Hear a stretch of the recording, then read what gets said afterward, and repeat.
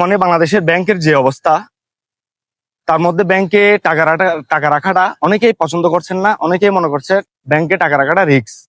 তাই আমি মনে করছি বর্তমানে বাংলাদেশের মানি ইনফ্লেশন রেট, মানে আপনার টাকার ক্রয় ক্ষমতা কমে যায় প্রতি বছরে 10% করে। আপনি হয়তো গুগলে সার্চ করে নেবেন, বাংলাদেশে বর্তমানে মানি ইনফ্লেশন রেট ইয়ারলি 10%। তাহলে আপনি যদি 10 লক্ষ টাকা কোন একটা ব্যাংকে রাখেন, তাহলে 5 বছর পর আপনার ওই টাকাটার বিল হবে মাত্র 5 লক্ষ টাকা। তাহলে আপনি কেন ব্যাংকে টাকাটা রাখবেন?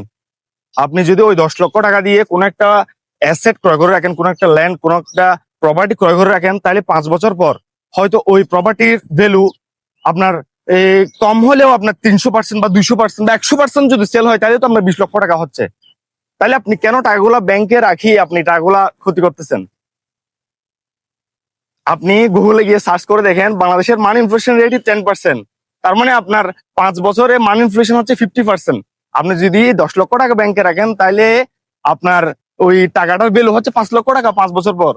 কিন্তু আপনি যদি একটা অ্যাসেট ক্রয় করে রাখেন, তাহলে ওই অ্যাসেটের মূল্যই দাঁড়াবে আপনার 5 বছর পর হয়তো 10 লক্ষ টাকার ওই অ্যাসেটের মূল্য হবে 25 লক্ষ টাকা বা 30 লক্ষ টাকা। আপনার যদি ভাগ্যে থাকে তাহলে 30 লক্ষ 40 লক্ষ হইতে পারে।